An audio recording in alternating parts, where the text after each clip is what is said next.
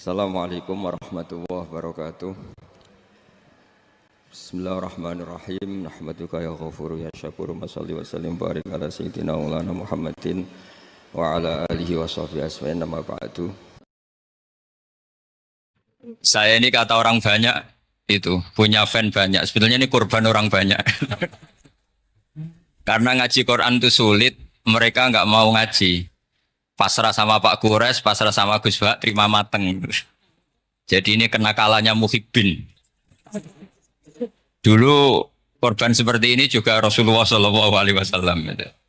Itu kalau sahabat ingin masuk surga, itu ya gak suka ngamal yang berat-berat juga gak suka. Minta saja ke Rasulullah, ya Rasulullah saya minta satu hal. Apa? As'aluka murafaqataka fil jannah. Saya minta supaya jadi teman engkau di apa? Surga. Tapi yang jelas Nabi tidak jawab secara gratisan. Nabi ngendikan fa'inni ala nafsika fi kasratis sujud. Kamu membantu saya, kamu harus memperbanyak apa? Sujud. Jadi kalau ada kiai dimintai saya ingin di surga sama engkau kiai, itu enggak boleh gratisan, harus fa'inni ala nafsika fi kasratis sujud. Tapi saya ini punya ajaran yang sebetulnya agak sesat tapi masuk akal. Ini saya mohon karena saya memang punya bapak seneng guyon, punya Mbah Mun kiai saya juga seneng guyon. Karena beliau katanya gini, nak kiai ra guyon kok dianggap gak bahagia aja. Saake panitia dikira kurang sangu gitu katanya.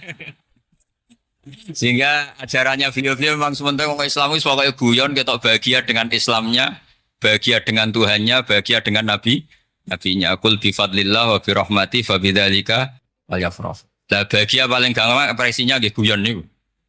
Ngetokno di Alphard dadak repot.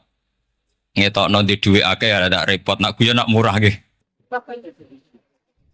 Itu beberapa sahabat itu saking cintanya Nabi. Itu cara berpikir kayak teman saya. Teman saya itu sering nasihatin saya, "Gus, aja soleh nemen-nemen." Engko nak ning swarga mari bareng Mbah Mun sungkan katanya.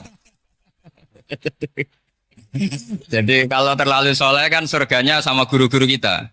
Kan tidak enak itu. Enggak.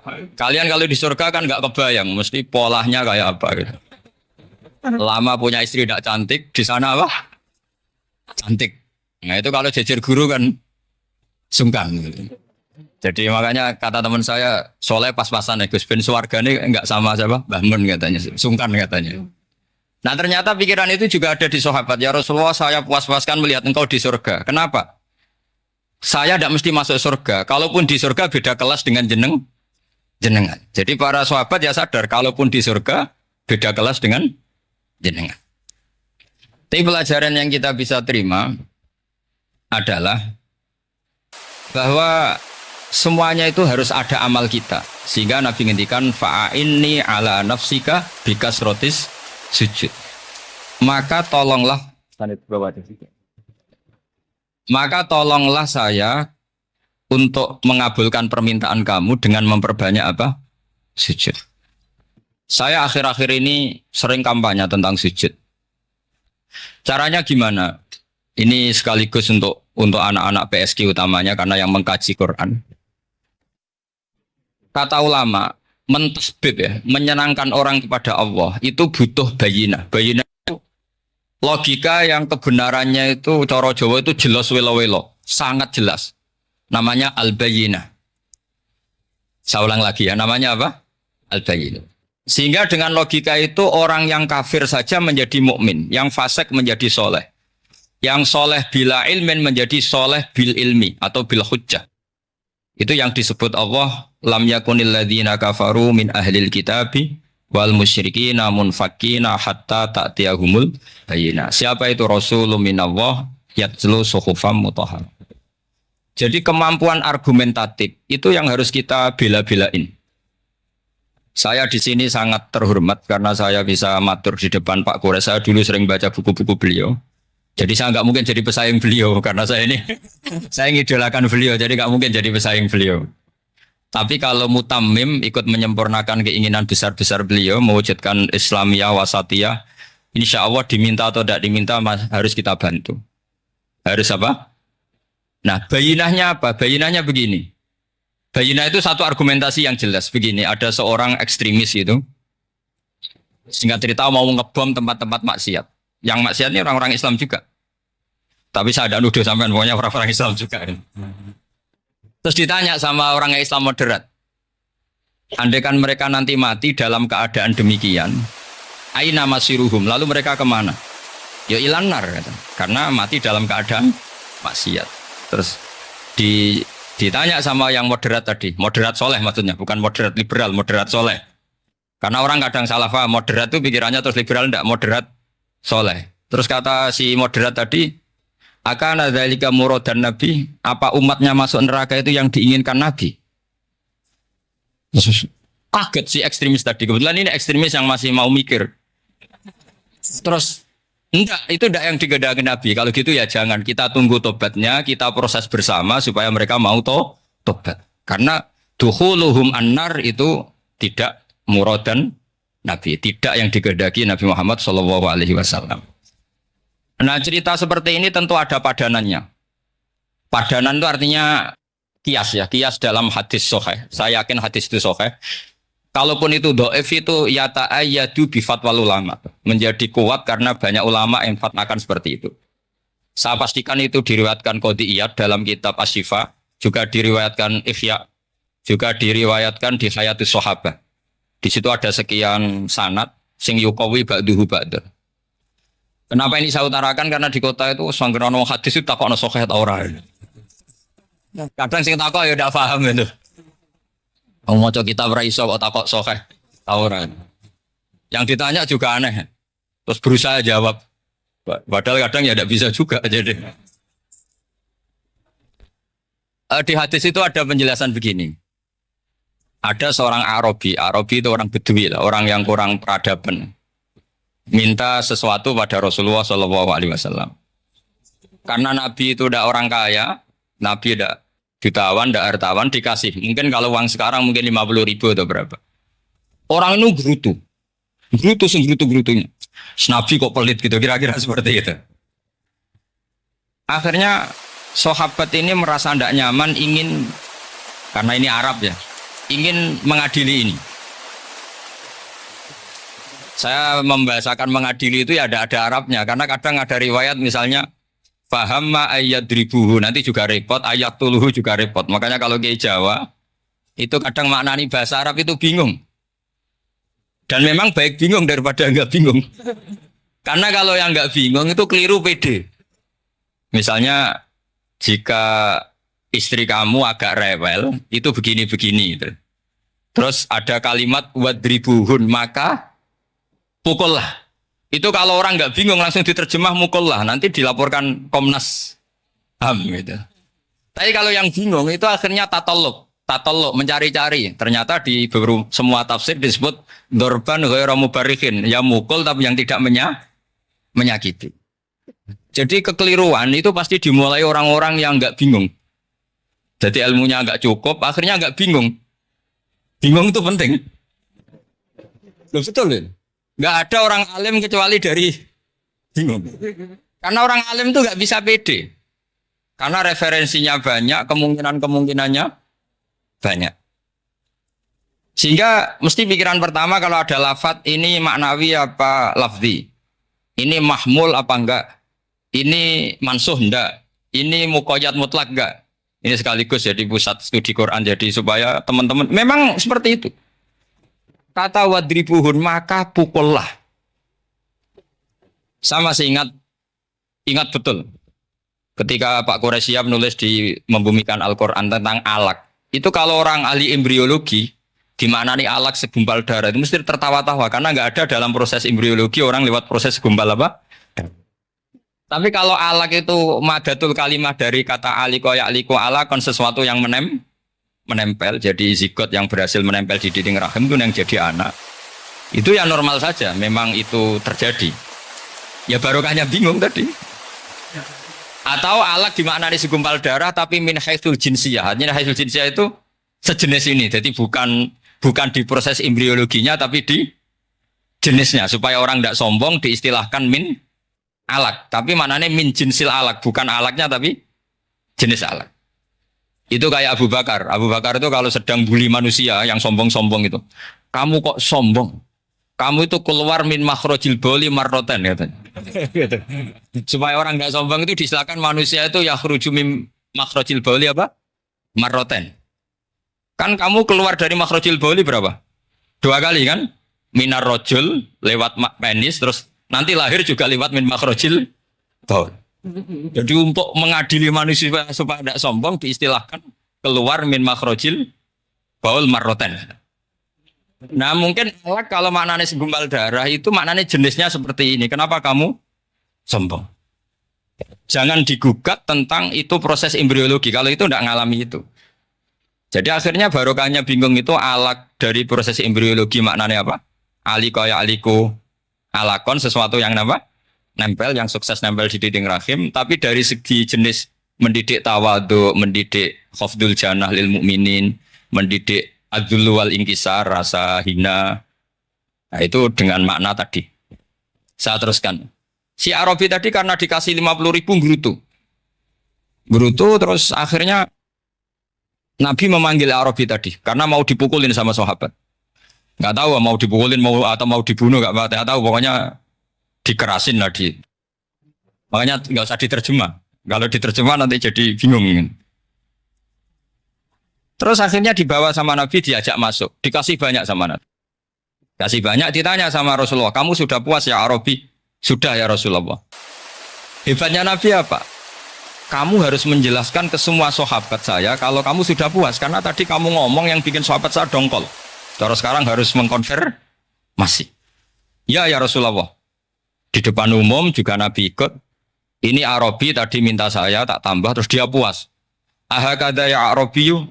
Naam ya Rasulullah. Fajazakallahu min khairin wa asyiratin. Dia tegas naam ya Rasulullah. Nah, pelajaran dari hadis ini adalah kalimat ini. Ini harus diingat-ingat. Setelah Arabi tadi puas, sahabat juga tahu apa pernyataan puasnya Arabi tadi. Nabi ngetikan begini. Masalu hadza, perumpamaan orang ini dan saya itu seperti orang yang punya unta atau sapi atau kambing yang syarodat, yang liar. Fattaba'ahan nasu. Kemudian orang-orang ikut membantu nangkap. Falam yaziduha illa nufuran. Bantuan manusia-manusia ini malah tambah lari karena ini semua orang ini asing. Bagi unta ini kan asing, yang nggak asing kan hanya pemiliknya. Terus kata si pemilik unta tadi, khallu baini wa baina naqati. Sudah saya tidak usah dibantu. Fa ana arfaku, biasa lebih sayang kepada unta saya. Orang nggak ikut bantu semua, terus kemudian unta itu dipanggil, fa akhadha min kumamil ardi, kira-kira diambilkan rumput, terus unta itu mau nurut. Intinya apa? Kalau orang nggak bakat kiai, nggak bakat dai ilallah, kok ngajak-ngajak Islam itu falam yaziduha ila nufuron, kira-kira gitu. Karena lebih banyak emosinya ketimbang teknik proses tadrijinya, tasreknya. Akhirnya itu jadi pelajaran ke kita. Pelajaran kedua, Rasulullah ngendikan begini.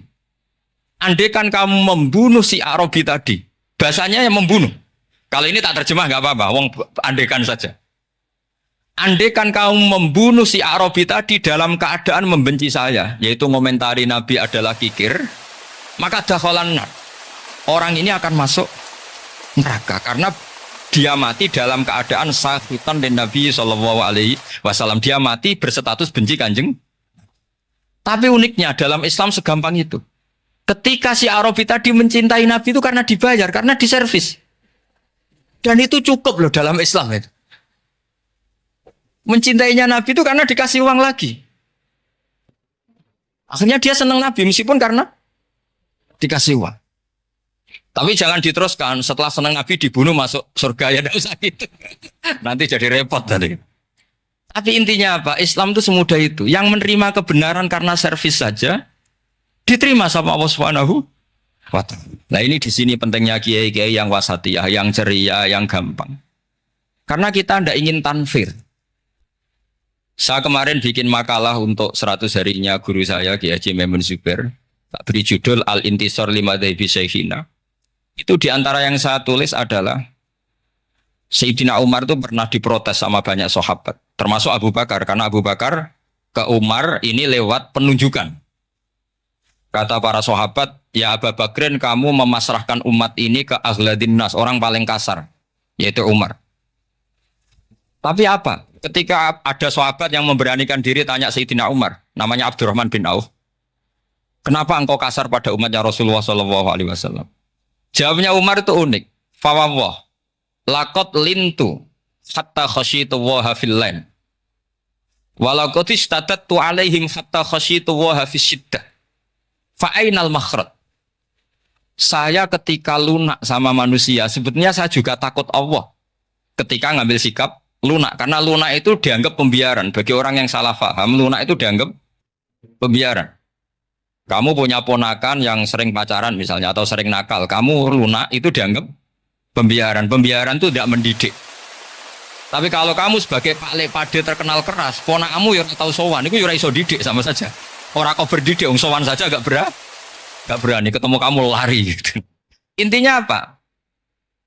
Terlalu lunak juga ada masalah, yaitu dianggap pembiaran. Terlalu keras juga ada masalah, kan hakikatnya nggak bisa didik. Orang-orang yang terlalu keras sama masyarakat ini kan nggak kau berdidik karena wong roh wis melayu. Tapi nak terlalu apian, kayak kula ini nyongkomu ya masih tak barno itu kan yo repot kan. Sehingga ngendikane Sayyidina Umar, fawwah laqad lintu linnas hatta khasyitu wa fil lain. Ketika saya ngambil sikap lunak, sebetulnya saya juga punya khasyah karena dianggap pembiaran. Tapi ketika saya terlalu ekstrim, saya juga takut Allah. Jangan-jangan itu tanfir, menjadikan orang jauh dari orang-orang soleh. Karena yang soleh terlalu keras. Fa'inal makhraj. Lalu jalan keluarnya gimana? Ya jalan keluarnya tadi, wasatiyah tadi. Jangan lunak yang sampai pembiaran, ya jangan keras sampai orang tanfir. Ukurannya apa? Ya tanya anak-anak PSG nanti. Karena yang baru mengkaji apa? Wasatiyah. Jadi saya mohon referensi itu sebanyak-banyaknya karena ada lagi saya punya cerita, ada seorang wali yang kalau doa itu agak neror Allah. Tapi itu kalau nggak wali nggak boleh. Harus jadi wali dulu baru boleh. Karena kalau wali itu keliru-keliru itu ya tetap sama Allah dibahasakan isek. Isek itu berontok. Enaknya kekasihnya Allah kan gitu. Makanya di antara doanya Habib Ali Al-Habsyi Shahibu Simtid Duror itu doanya. Tapi kamu tidak boleh melakukan doa ini, dosa. Kalau nggak wali dosa. Itu doanya gini. Waj'al sayyiati man ahbabta. Jadikan kesalahan saya itu kesalahan orang yang kau cintai. Jadi kamane cara Jawa wis kadung disayang, salah-salah wis bener gitu. Jadi waj'al sayyiati man ahbabta. Jadi kalau orang yang sudah super itu salahnya jadi apa? Kami ya tidak salah sampai kayak zina maling, itu parah itu. Ada seorang wali doa di depan Rasulullah itu gini. Ya Allah, jenengan punya dua pilihan. Jika jenengan menjadikan saya orang soleh, surra habibuka, maka kekasihmu ini akan senang. Dan yang susah itu musuh kamu, yaitu iblis, musuh engkau. Tapi jika engkau ingin saya ini dolim, jadi orang dolim, yang susah itu kekasihmu, yaitu Nabi Muhammad SAW, yang senang musuhmu, yaitu iblis. Mohon jenengan milih mawon, nyenang no kekasihmu, apa nyenang no musuhmu, gitu. Ya sudah kan Allah tidak punya pilihan. Mana mungkin Allah ingin menyusahkan kekasihnya, yaitu kanjeng Nabi Muhammad SAW. Sama, semua ulama ada ingin umatnya Nabi matu khinal maksiyah, mati dalam keadaan maksiat. Maka kita berusaha semaksimal mungkin. Semoga mereka tobat. Semua Quran itu la'allahum yarji'un, la'allahum yantahun. Diharapkan mereka Allah yang Tuhan saja, yang al-ghaniyul mutlak, Allah yang al-jabbar al-qahhar saja sama orang-orang yang asrafu ala anfusi masih dipanggil-panggil wa anibu ila rabbikum wa aslimu lah.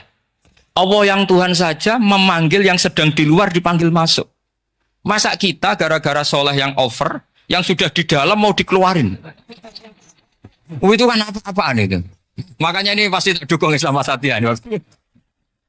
Jadi saya dukung itu bihujjatin, bukan karena saya hormat Pak Kores orang sepuh, itu enggak. Memang bihujjatin. Kalau soal dukung karena orang sepuh itu etika namanya apa? Etika. Tentu saya lakukan itu, pasti saya lakukan karena itu etika. Tapi lebih dari itu karena bihujjatin wadhihah, bihujjatin bayyinah. Memang logikanya seperti itu. Allah yang Tuhan saja selalu memanggil yang luar dimasukkan ke dalam. Masa yang sudah di dalam dikeluarin. Makanya kitab Ithaf, kitabnya Sayyid Zabidi itu, Sayyid Murtado Az-Zabidi, itu bab takfir, itu beliau ngeritik untuk ngamek corong Jawa sampai sekian kuras. Sampai beliau mengutip fa'innal imama la ayyukhti afil afi khairun min ayyukhti afil uqubah. Kowe de keputusan salah nyepuro luwih apik timbang salah nyekso.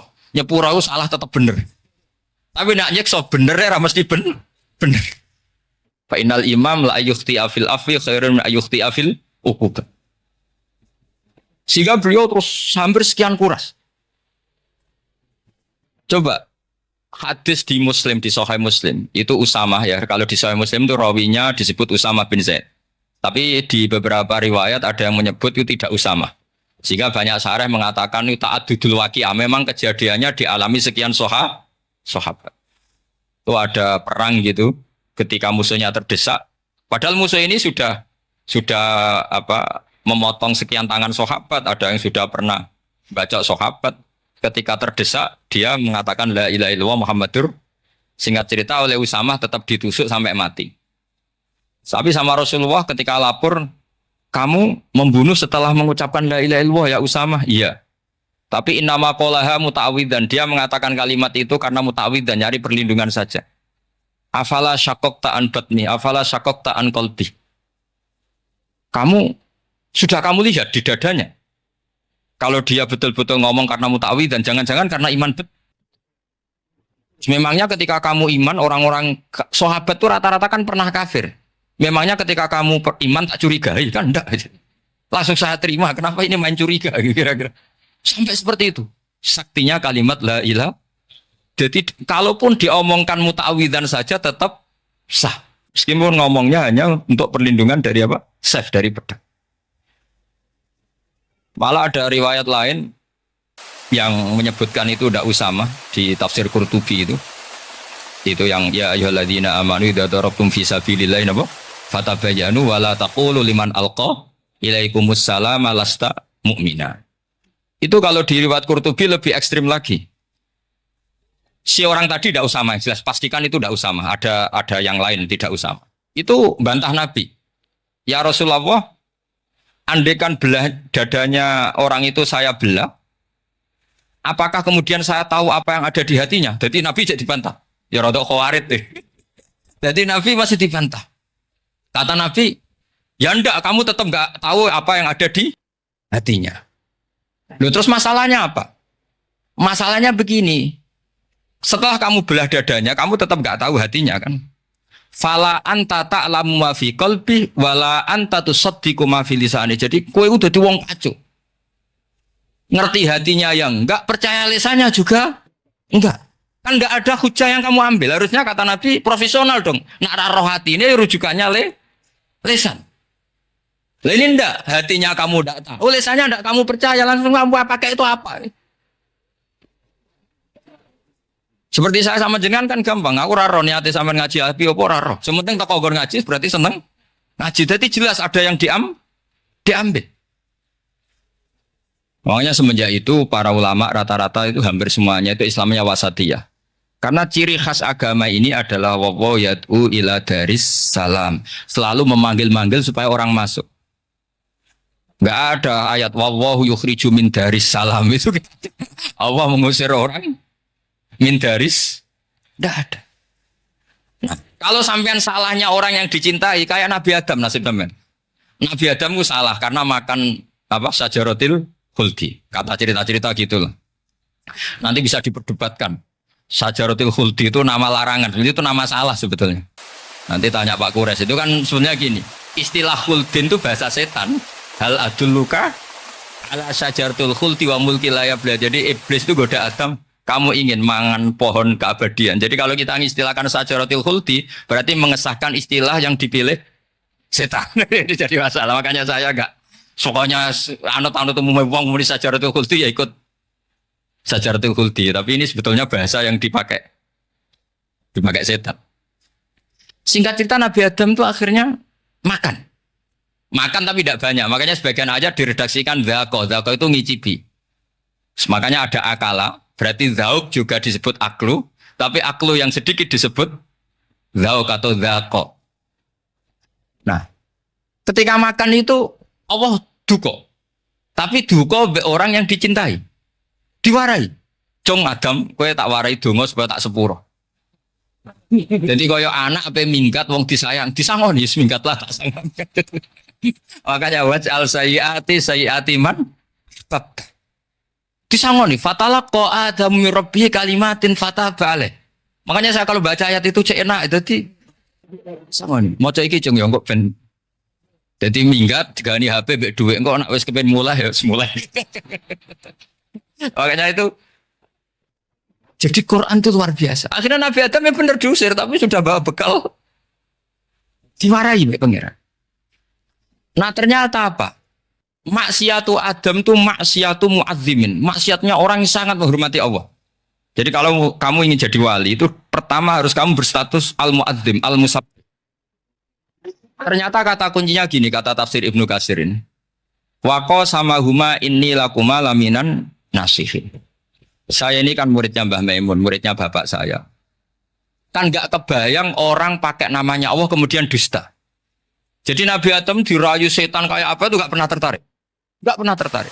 Tapi akhirnya setan bilang, wallahi demi Allah, bahwa saya menyuruh kamu makan buah khut itu laminan nasihin.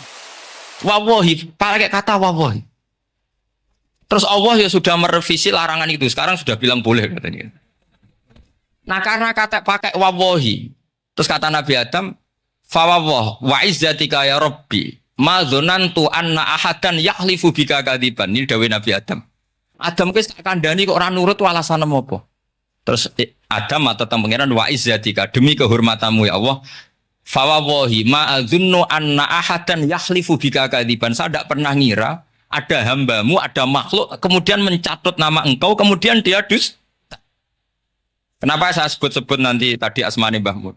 Andai kan saya punya teman biasa bodoni saya, biasa bodoni saya, nipu saya, terus bilang gini, Gus Bah, jenengan ditimbali Mbah Mun, dan dia sumpah, kira-kira tak pikir apa ndak? Ndak, pasti saya langsung meskipun ya dibodoni, karena saking wibawanya Mbah Mun, sehingga saya ndak ngecek lagi orang ini bohong apa tidak.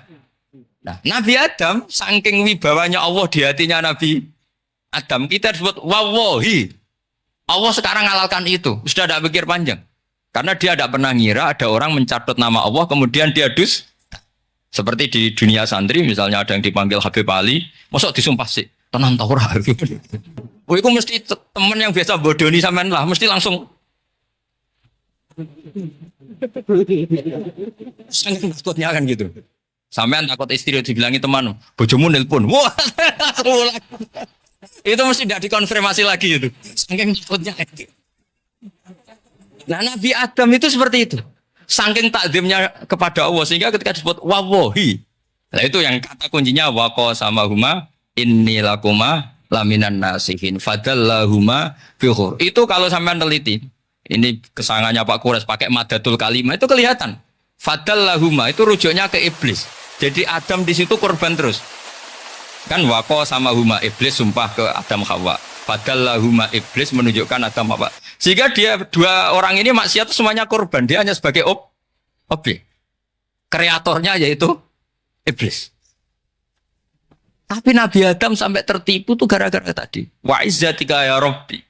Ma adzunnu anna ahadan yahlifu bika kadziban. Ketika menyebut nama engkau, saya tidak pernah mengira ada orang nyebut nama engkau kemudian dia dus. Saya bayangkan orang paling brengsek sekalipun teman saya kalau bilang Gus sampean dipanggil Mbah Mun, tentu tidak saya pikir lagi. Atau di pondok sini, Kang diceluk Habib Ali, ditimbali Habib Ali. Sampean konfirmasi apa enggak? Enggak kan? Apalagi ini Allah Subhanahu wa ta'ala. Jadi wong nek sebakat wali. Itu begitu. Nah, kalau jenis ini kok salah? Itu waj'al sayyiati man. Kanjeng Nabi dalam lahirnya juga pernah salah dalam lahirnya karena Nabi memberi izin orang-orang munafik gak ikut perang. Salahnya secara fikih adalah kewajiban perang zaman itu karena zaman itu memang orang-orang kafir juga merangi kita sehingga kita dibolehkan merangi. Jangan hanya cerita Nabi perang berarti perang syariat aja gitu. Nabi perang karena Perangi, jelas ayatnya udzina lilladzina yuqatalun, diberi izin bagi yang ngalami yuqatalun, di perangi baru diberi izin perang. Jangan langsung bangun tidur perang, itu enggak ada ayatnya. Qatilul ladzina yuqatilunakum, merangi yang merangi kamu, wa akhrijuhum ya min haitsu akhrajukum, ngusir yang ngusir kamu. Jadi perang itu akibat bukan sebab. Akhirnya Nabi itu secara fikih itu salah. Secara fikih lah, karena memberi izin orang munafik. Tapi Allah ketika sama Rasulullah Muhammad SAW, karena kekasihnya, ngendikannya sudah dimulai afawwahu angka. Muhammad tenang wae wis tak sepuro. Cuma aku takok kena apa kok buka izin. Tapi itu kalimatnya afawwahu dimulai dengan kalimat yang menyenangkan, afawwahu. Jadi ibarat sampean salah sama orang tua. Wes sepeda mbok ora pamit itu ora salah. Cuma aku tetap takok alasan apa gitu loh. Ini bilang gak apa-apa, Jung. Sepeda motor mbok gowo, mbok dol iku ora apa-apa. Cuma aku takok kena apa. Tapi mukadimahe ora apa-apa sih. Kayak apa Allah sama nabinya. Jadi mengkonfirmasi saja dimulai dengan afawwahu an. Lima adin talahum. Wong karwan wong munafik gak ndek ngamal malah mbok ora ira perang. Ya malah tauhid magom. Jadi makanya terus orang-orang soleh kalau berdoa apa? Waj'al sayyiati man ahbabta. Ya Allah, jadikan kesalahan saya adalah kesalahan orang yang kau cintai. Nah, yang paling dicintai Allah tentu umat Rasulullah sallallahu alaihi wasallam. Sama tak beri ijazah. Kali ini tak ijazahkan enggak apa-apa karena ini hadis sahih musalsal. Umatnya Nabi kok gak enak bi. Kontrak mbek pangeran sebelum salah itu sudah ada kontrak. Makanya Nabi itu ngendikane bangga sekali. Itu khamsan lam yu'tahunna nabiyyun qabli atau ahadun min qabli. Saya diberi 5 hal hadiah sama Allah yang umat sebelumku, nabi sebelumku tidak diberi hadiah itu. Di antara hadiah itu terbesar adalah wa'utitu khawatimah suratil Baqarah. Saya diberi hadiah akhir dari surat Baqarah. Oh, ada hadiah gimana? Allah itu sudah naikkan kontrak dengan kita. Kita disuruh doa sama Allah. Rabbana la tu'akhidna in nasina waqta. Ya Allah, suatu saat saya salah, padahal kita pasti salah. Suatu saat Gusti, suatu saat kita salah, jangan kasih sanksi loh. Oke, wow, oke. Itu kok udah enak gimana? Sebelum kita salah, terus naikkan kontrak sama Allah dan Rabbana la tu'akhidna in nasina aw akhtana. Ya Allah, jangan jatuhkan sanksi kepada kita jika suatu saat saya lupa atau salah. Qala na'am, Allah jawab, nah. Makanya Nabi senengnya bukan main. Tentang apa? Saya diberi hadiah akhir surat Baqarah. Tapi sekarang jadi fitnah tadi. Yang kiai NU baca itu dipakai tahlilan. Kadang-kadang yang baca agak paham. Yang kritik juga agak paham. Jadi ya sudah innalillahi wa inna ilaihi raji'un. Sebetulnya itu diabadikan di tahlil itu karena itu surat yang luar. Tapi sebagian yang baca agak paham. Sehingga ya dingin saja wong enggak paham. Tapi kalau kita yang paham itu luar biasa. Wong belum salah. Sudah ada perjanjian la tu'akhidna in nasina aw akhtana. Sama Allah dijawab, "Nah, yo mat, umat nak salah orang langsung tak siksa. Aman." Maksudnya dinten tobat aja terus salah terus. Kayak apa? Makanya beda. Nabi itu begitu bangganya dengan surat akhir surat apa? Baqarah. Terus tafsir kedua. Umat ini adalah umat yang sifat Allah itu selalu aktif dan dua-duanya aktif. Ini perlu saya sampaikan berkali-kali. Dua-duanya aktif. Jika orang soleh itu nggak boleh mengadili orang dolim. Itu umatnya Rasulullah SAW. Begini logikanya ya. Pernah ada cerita ada orang soleh sedang sujud diinjek sama orang fasik. Al-asi lah orang fasik. Karena orang soleh ini diinjek. Orang soleh, bawaan orang soleh itu ya kadang gampang marah, bawaan orang soleh. Tapi pas marah itu nyatot nama Allah. Fawawahi la yaghfirullahu laka, pakai nama Allah. Andai kan dia bilang, semane kue itu malah gak apa-apa gitu. Karena misoh-misoh sendiri itu kan urusan dia. Tapi pakai namanya Allah. Fawawahi la yaghfirullahu laka. Allah tidak akan ngampuni kamu. Itu Allah langsung memberi wahyu ila nabi hada zaman, ke nabinya zaman ini. Allah ngendikan gini, ini yang cerita Rasulullah. Mang dzalladzi yata'alla alayya alla aghfira li fulan faqad ghafartu lahu wa ahbattu amalak. Orang itu tak ampuni, yang sujud amalnya tak hilangkan. Kenapa? Allah tersinggung. Wong saya ini bisa aghfir, bisa ngampuni. Kenapa kamu nyifati saya hanya u'adzib? Jadi kira-kira Allah tuh tersinggung. Wong sifatku iku yo yaghfir wa yu'adzib kok mbok ganti yu'adzib tok iku piye? Jadi sifatku kan hilang sitok gitu. Paham ya?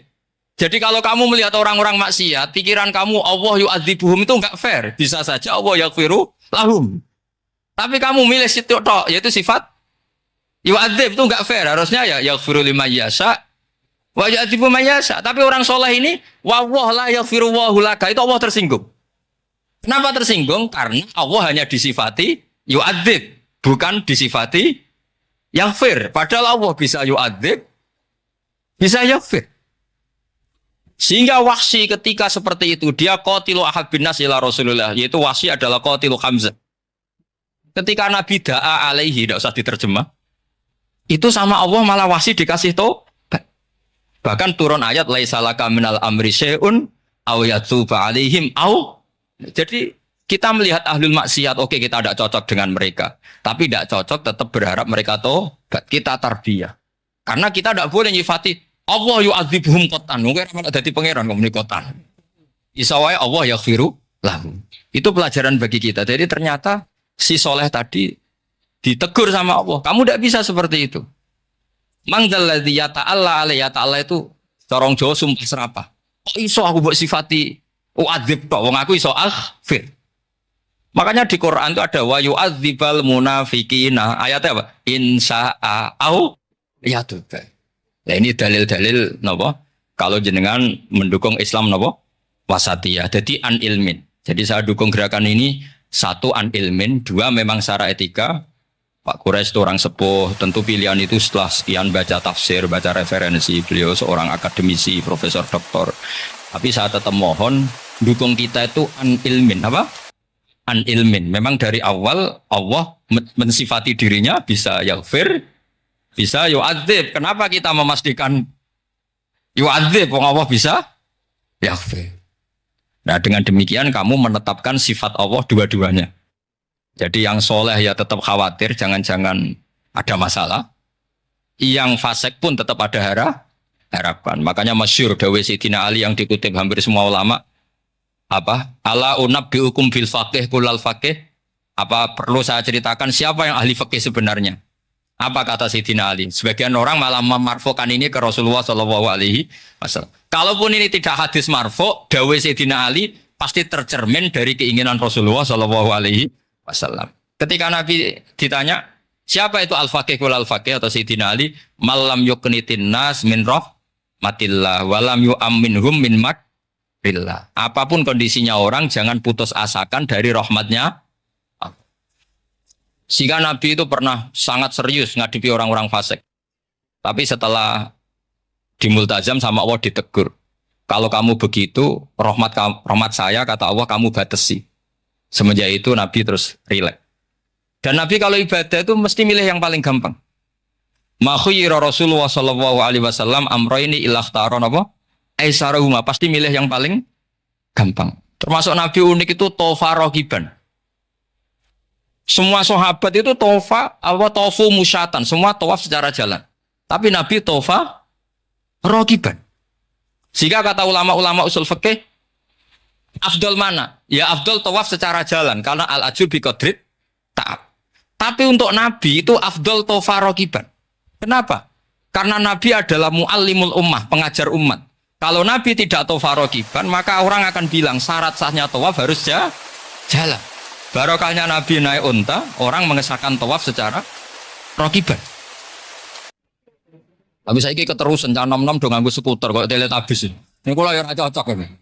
Oh, yang sing sepuh-sepuh itu cara kula berlebihan lah. Meskipun sah tapi kula nganti risih. Puan terbenturan nanti yang disai itu. Boyo itibak Nabi itu paling enggak ya kesamaan sepuhnya atau apa Nabi kan. Ini ndak, sementing sah apa? Wah repot sih. Terus bukti berdua gini, kalau Nabi itu ingin ibadah itu paling ringan. Suatu saat setelah Fathu Mekah, Nabi kayak apa rindunya sama Ka'bah al-Musyarrafah itu, sama Al-Ka'bah al-Musyarrafah. Nabi saking rindunya minta sama Abu Thalhah al-Hajabi itu. minta Utsman ya, Utsman bin Tulha al-Hajabin. Utsman namanya. Minta kunci terus masuk Ka'bah. Itu keluar dari khimah. Itu Nabi senangnya bukan main. Karena Fathu Mekah. Lebu Ka'bah senangnya bukan main. Tapi setelah keluar dari Ka'bah, itu kelihatan hazinan. Kelihatan susah, tersiksa. Ditanya sama Sayyidah Aisyah, kenapa engkau gelisah padahal tadi kelihatan senang? Wadidtu anni lam adkhul. Saya suka andikan tadi saya ada masuk Ka'bah. Kenapa ya Rasulullah? Jangan-jangan umatku ngira ini penting. Dan itu berat. Sampai jadi perdebatan ulama. Oke, apakah sunat masuk Ka'bah apa? Enggak. Sebagian ulama bilang enggak. Alasannya Nabi Gedon Coro Jawa itu kecewa, nyesel. Kenapa saat tadi masuk? Jangan-jangan umatku nanti merasa itu keharu. Dan itu repot. Nah kita tidak usah dilarang, memang tidak punya kesempatan. Alhamdulillah. Dilarang nggak dilarang, sudah tidak punya kesempatan ya. Nah ini yang terakhir kenangan saya mau menerangkan dan tambah mahabbah kepada Rasulullah Shallallahu Alaihi Wasallam. Ini betul, ini sesi terakhir ini. Begini, salah sun mangkun nafihi wajadah halawatal iman. 3 hal ini kalau ada pada kamu atau pada siapa saja, maka menemukan halawatal iman, manisnya iman. Ini mungkin yang jarang dijelaskan orang adalah manis itu apa? Kata Ibnu Hajar al-Asqalani sebagai pensarah Bukhari, termasuk manisnya manis adalah al-iltizat al-aqli, merasa nyaman secara berpikir. Nanti saya bacakan takbirnya sebelum saya tutup ngaji barengin. Begini misalnya, kita ngikuti Nabi Muhammad SAW. Tentu beliau punya al-jamalul wajhi, Nabi itu orang paling ganteng. Tentu beliau punya al-jamalul soti, suaranya Nabi itu luar biasa. Tapi yang paling luar biasa tentu al-jamalul akli. Akalnya Nabi itu luar biasa jamal, luar biasa indah.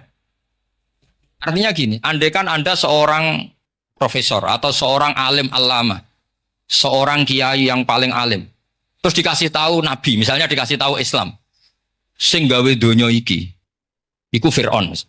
Kan mesti tersiksa, logikanya gimana? Wong Fir'aun lahirnya di bumi kok bikin bumi, kan dulu buminya timbang. Mesti ra iso turu sampe. Iki ajaran nopo kan iso turu. Tapi ajaran ini mengatakan sing gawe alam raya ini Allah. Allah itu awal, Allah itu qadim. Kan terus iso turu wis adone lah. Sing gawe luwih dhisik. Paham ya? Terus sing gawe iku ala kulli syai'in. Oh, dhewe wis adone lah jenenge gawe alam mesti ala kulli syai'in. Nah, terus misalnya diajak paham ateis. Alam ini ndak ada, kemudian ada. Penciptanya apa? Ya ketiadaan. Oh, ora iso turu sampean. Bagaimana mungkin al-adam yakhluqu maujudan? Alam yang maujud diciptakan oleh Adam. Oh, ora iso turu sampean. Dan itu kata Ibnu Hajar al-Asqalani, halawatul iman itu adalah ibaratun anil iltizat al-aqli. Halawatul iman dan ibaratun anil iltizat, agama ini nyaman secara akal. Saja ini di kitab saya Fathul Bari. Ini di juz 9, di kitab saya halaman 193 ya. Karena mungkin sampean beda cetakan atau enggak ada nomornya karena enggak punya, enggak tahu saya. Banyak ini tak. Tapi ini nanti saya tak tinggal di Mas Wafa ini. Nanti yang enggak boleh di ngopi saja, di foto aja. Lumayan ben ngaji ku nganggo kitab ben kok wong alim gitu, keren. Saya baca Bismillahirrahmanirrahim. Alawatal iman. Beliau ngendikan wa yaltadzu bidzalika iltizazan aqliyan. Jadi orang merasa nyaman secara iltizazan aqliyan, akalnya merasa nyaman. Idzil iltizat al-aqliyu idrakuma huwa kamalun wa khairun min haitsu huwa kadzalik. Disuruh minum obat. Tentu secara watak kamu tidak senang karena obat itu pahit.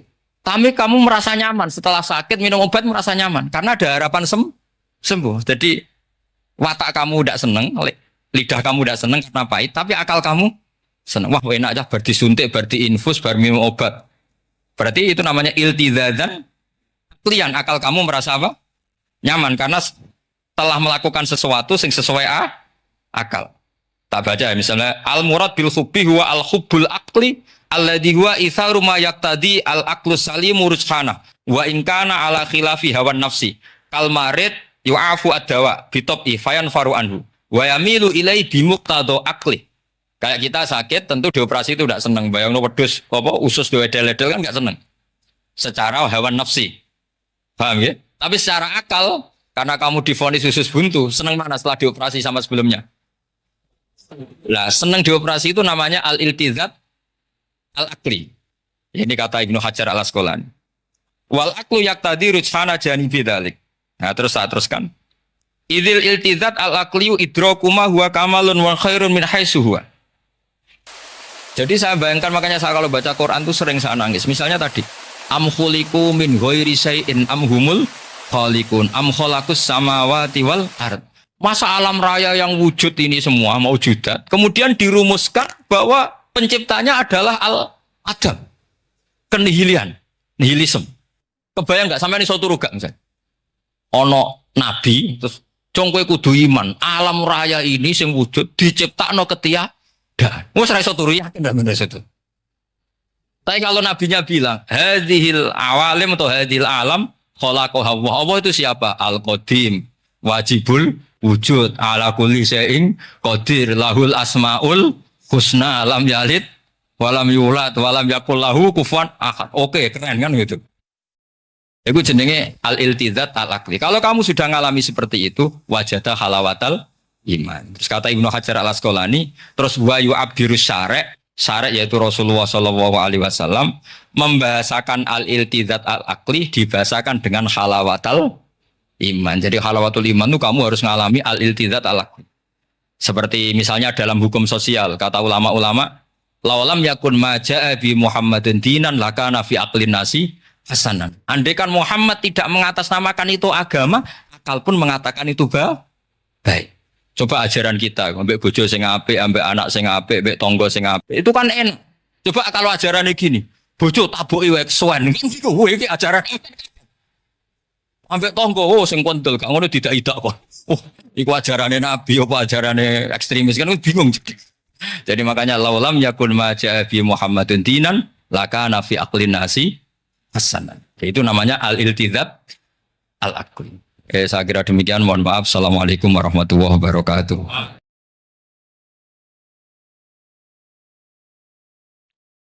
Yang terhormat Bapak Menteri Agama yang sudah ngangkat saya dari ahli tafsir nggak formal menjadi formal. Bapak Sekjen, semua dirjen yang saya hormati, dari perwakilan semua agama yang saya hormati, dari Kristen, Katolik, Buddha ya, Hindu ya. Ada semua yang saya hormati teman-teman. Sebetulnya saya datang ini ingin ikut penyempurnaan tafsir. Sebelumnya saya mau cerita tentang teks. Tadi katanya agama itu terikat dengan teks.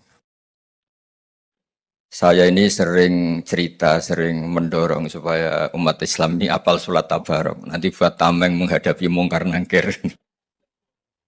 Jadi singkat cerita, ini yang rileks-rileks, gak usah takut bumi kiamat, nanti bareng-bareng gak apa-apa nanti kalau kiamat.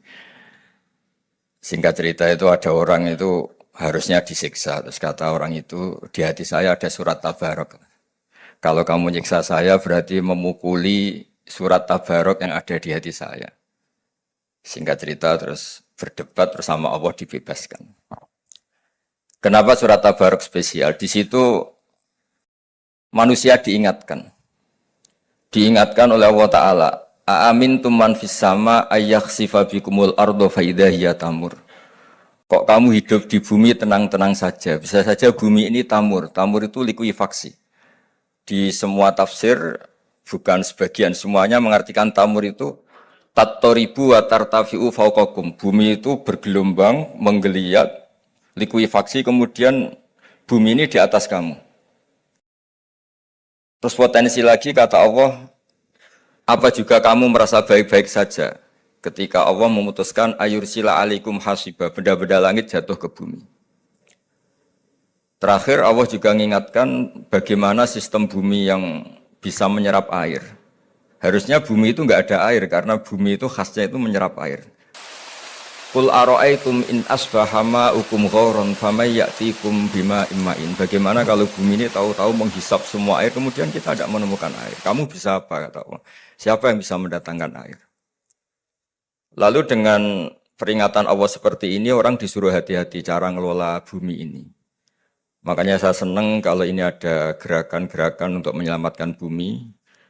Kata ulama-ulama, takhallaku bi akhlaqillah. Jadi Allah itu begitu bangganya ketika cerita fal yang zuril insanu ila ta'amih anna sobabnal ma'a sobba thumma syaqaqnal arda syaqqa fa ambasna fiha habba wa inaba wa qadba wa zaituna wa nakhla wa hadaika hulba mata'al lakum wa li'an'amikum. Kata apa? Lihat prestasi saya, kata apa?